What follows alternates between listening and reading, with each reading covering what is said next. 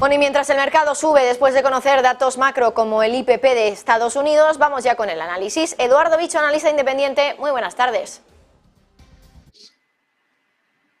Bueno, Eduardo, hemos tenido en el día de ayer pues mucho estímulo para el mercado, lo decíamos en el informativo, estímulo de IPC, actas de la Fed, hoy IPP también, que por cierto ha salido positivo, es decir, ha salido un dato que ha sorprendido para bien, 2,7% respecto al 4,6% que teníamos el mes anterior, en términos mensuales caída de precios, deflación, pero aún así me da la sensación de que el mercado no acaba de remontar, ¿no? Es verdad que sube poquito, pero no estamos viendo ese subidón que veíamos meses atrás cuando teníamos un dato muy positivo. ¿Qué nos está queriendo decir el mercado ahora con estos movimientos muchísimo más tranquilos? Bueno, coincido totalmente con la entradilla que has hecho, es decir, vemos cómo se respira cierta calma tensa a pesar de esos datos que han sido buenos para el mercado. Hemos visto como por novena vez consecutiva se ha relajado, ha bajado el dato del IPC, lo cual ha sido positivo. Y además, bueno, pues si a esto le añadimos los datos fuertes que se presentaron con respecto al tema del empleo, pues vemos cómo el mercado da una probabilidad cercana al 75% de que la Reserva Federal suba los tipos 0,25 en la próxima reunión de primeros de mayo. Desde el punto de vista del mercado, vemos cómo los principales índices americanos, tanto el S&P 500 como el Dow Jones, se encuentran muy cerquita de niveles de resistencia importantes. En el caso del S&P 500, como podemos observar en el gráfico, está en la parte alta de este canal lateral en el que lleva inmerso prácticamente desde mayo del año pasado y que estaría situado en la zona de los 4.200 puntos. Y en el caso del Dow Jones, también se encuentra, si trazamos una tendencial bajista desde los máximos vistos en diciembre del año pasado, se situaría en las 33.850, 33.900 puntos. Quizá, creo que lo que preocupa al mercado, personalmente creo que es algunos indicadores adelantados que estamos conociendo, sobre todo los referentes al tema del crédito. Estamos viendo cómo la contracción del crédito y el aumento de las restricciones a la financiación podría tener un impacto más pronto que tarde en el consumo, y hay que recordar que el consumo es uno de los pilares del PIB americano, ya que tiene un peso cercano al 60%. Así que creo que por ahí pueden ir los tiros en cuanto a esa calma tensa que se respira en el mercado. Vamos a ver cómo se comporta ante las principales zonas de resistencia, pero insisto, mucho cuidado, ya que aunque la inflación sí que es cierto que está cayendo, también es cierto que, por ejemplo, la inflación subyacente no está cayendo tanto como debería, y eso también creo que está haciendo dudar a la Reserva Federal en cuanto a materia de tipos de interés que hacer, si ser más agresivas, y sobre todo en el mensaje que pronuncia posteriormente. Así que creo que esas son las incertidumbres que hay ahora mismo encima de la mesa y que sin duda podrían pesar en los próximos trimestres en cuanto a las cuentas de resultados de los principales gigantes de Wall Street.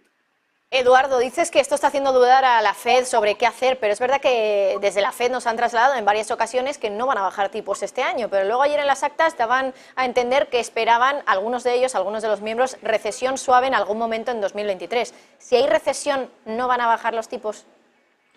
Así es, o sea, en cuanto la inflación sigue tan separada, tan lejos de esos objetivos que ellos mismos han puesto en el famoso 2%, está claro que si dan el paso de empezar a bajar los tipos de interés antes de lo previsto, es porque se habrán dado cuenta de que se han pasado de frenada y de que la recesión es inminente. O sea, solo en ese caso, o sea, lo que el mercado podría interpretar como positivo, que es que empezaran antes de lo debido a bajar los tipos de interés, sería una señal clara de que sabrían perfectamente por los indicadores adelantados que manejan que la recesión sería ya inminente. Y como he comentado anteriormente, todos los datos que estamos viendo de crédito y sobre todo el impacto que va a tener el consumo, no hay que ser muy inteligente para saber que eso va a tener un impacto en las cuentas de resultados y en los beneficios empresariales con vistas a los próximos trimestres. Muchas de esas compañías ya se están intentando adelantar, ya estamos viendo despidos en muchas de ellas.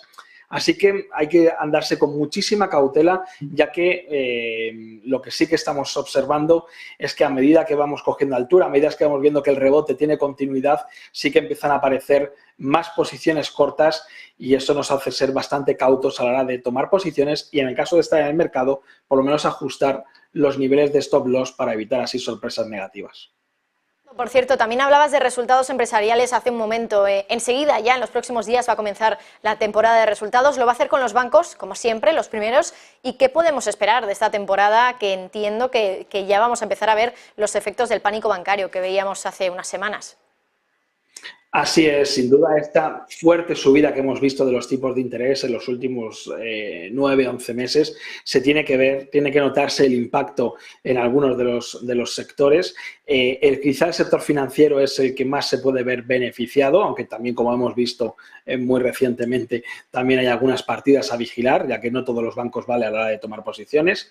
Y con respecto al sector tecnológico, pues también vemos como ahí todavía sigue habiendo empresas altamente endeudadas y esas sin duda tendrían que sufrir, tendríamos que ver algún profit warning, incluso no es descartable. Así que muy atentos a esa temporada de resultados, pero como bien has comentado, pues creo que ya podríamos empezar a ver algunos de esos efectos que, como siempre sabemos, son retardados de estas fuertes subidas de tipos de interés que hemos visto en los últimos meses. Bueno, luego hablando de Europa también, Eduardo, quería preguntarte por el CAC 40 de París, porque es un índice que ha marcado máximos históricos. Parece que son dos palabras que quedan ya muy viejas, ¿no? Que hacía mucho tiempo que no escuchábamos en el mercado, cuando entonces, antes del COVID, era una constante, ¿no? Cada X días escuchábamos como el S&P, como el Nasdaq, que estaba marcando máximos históricos. Ahora le toca el turno a Europa, o al menos así parece. ¿Qué te parece que el CAC 40 haya marcado máximos históricos? ¿Qué nos indica? Bueno, sin duda hemos visto como gran parte de esta subida ha venido fortalecida por el gran comportamiento que hemos visto de algunos valores en concretos, como es el caso de Louis Vuitton, que vemos que está en máximos históricos y eso es lo que ha provocado pues, la superación de los máximos del CAC 40. Vemos como hay algunos otros índices europeos, como es el caso del DAX alemán, que también estaría relativamente cerca de esos máximos, pero como bien comentas, pues es algo reseñable que el CAC 40 haya sido el primero en dar ese paso. También además tiene una base de valores bastante bien diversificada por sectores. No es el caso de España, por ejemplo, donde vemos que el sector financiero tiene un peso bastante relevante, bueno, el caso de algunos otros índices europeos. Así que vamos a ver si sigue en la estela el resto de índices europeos o se queda como un caso aislado esta superación de máximos históricos por parte del CAC.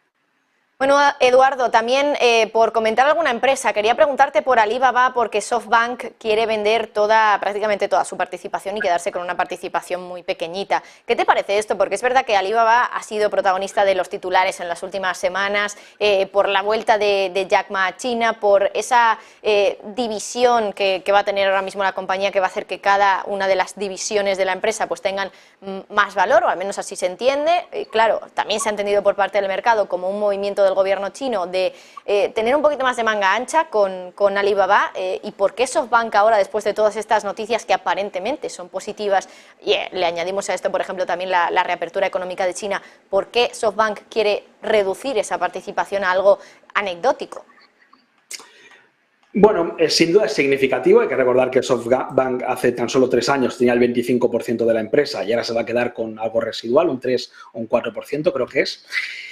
Pero hay que poner en contexto que SoftBank, sobre todo su principal fondo, el Vision Fund, viene perdiendo durante 4 trimestres consecutivos debido a la ralentización del sector tecnológico en China y al ajuste que hemos visto en las valoraciones de muchas de esas empresas de este sector. Y todo esto, bueno, pues ha provocado que en el último trimestre ha perdido unos 5.000 millones de dólares. ¿Qué quiere decir esto? Bueno, hemos visto como el CEO de SoftBank ha salido diciendo que iban a cambiar un poco la estrategia, iban a intentar ser más defensivos, más conservadores, y yo creo que esta venta forma parte de esa estrategia. Hay que recordar que, bueno, pues llevan prácticamente 20 años en la compañía, no han alegado ningún motivo fundamental, es decir, no creo que sea por algo referente a la compañía en sí.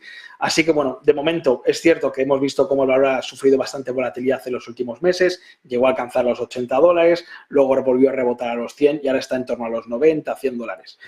Asusta un poco todo el tema de la regulación en China y demás. Sí que es cierto que es un foco de incertidumbre y sin duda es lo que va a penalizar siempre a ese tipo de compañías y siempre van a estar con un ligero descuento con respecto a valores, por ejemplo, de Estados Unidos. Pero, bueno, vemos como técnicamente en este momento ha bajado a apoyarse a niveles de 89, entre los 89 y los $92 podría ser un nivel de soporte. Si no pierde esta zona podemos mantener el valor en cartera y si pierde esta zona a corto plazo o sobre todo la zona de los $80 para aquellos que tengan un horizonte de inversión de medio y largo plazo, sí que creo que sería un motivo más que suficiente para deshacer posiciones porque podríamos asistir desde el punto de vista técnico a una corrección de mayor envergadura. Bueno, pues Eduardo Bicho, como siempre, un placer hablar contigo. Muchísimas gracias por estar con nosotros. Igualmente, muchísimas gracias a vosotros. Bueno, y noticia de última hora que nos hace mirar